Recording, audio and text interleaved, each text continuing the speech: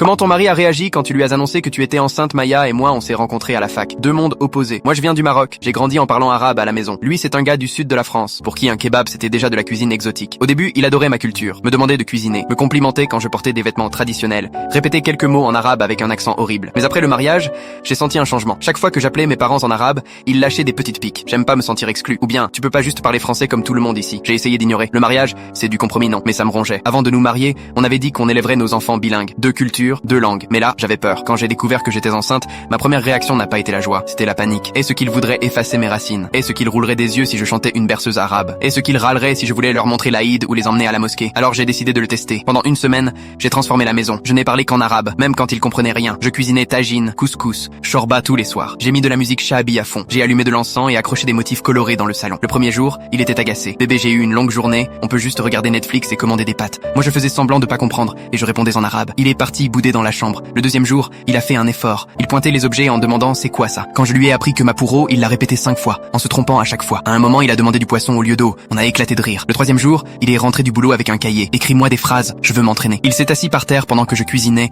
et a tenté de faire rouler des galettes, de la farine partout. Nous deux morts de rire. Le quatrième jour, il m'a bluffé. Il avait téléchargé une appli pour apprendre l'arabe. Son accent était catastrophique, mais il a réussi à dire « Je t'aime ». J'ai failli fondre, mais j'ai gardé mon sérieux. Le cinquième jour, il a ramené des ingrédients d'une épicerie maghrébine. On a préparé ensemble et il m'a posé plein de questions sur mon enfance, mes grands-parents, mes souvenirs. Pour la première fois, il ne faisait pas semblant. Il s'intéressait vraiment. Le sixième jour, il a appelé mes parents en visio et a tenté de les saluer en arabe cassé. Mon père était plié de rire. Ma mère avait les yeux pleins de larmes. Après, il m'a dit « Je veux comprendre d'où tu viens. Je veux en faire partie ». Cette nuit-là, il m'a serré contre lui et a murmuré « Pardon de t'avoir fait sentir que tu devais cacher qui tu es. J'étais juste jaloux. Je me sentais idiot de rien piger.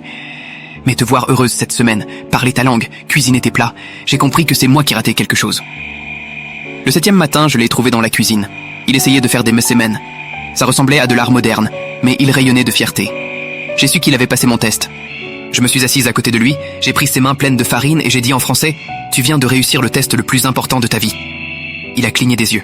« Quel test ?» J'ai souri, le cœur qui battait à 1000. « Le test du papa. Je suis enceinte. » Son visage a changé 1000 fois en 3 secondes. Choc, incompréhension, puis une joie pure. Il m'a attrapé et soulevé dans les airs, la farine volant partout. « Donc tu m'as piégé pour que je respecte ta culture. J'avais besoin de savoir si tu serais le père que je veux pour notre enfant. » Il a embrassé mon front, puis s'est baissé pour embrasser mon ventre encore plat. « Apprends-moi comment on dit papa en arabe. »« Baba », j'ai murmuré.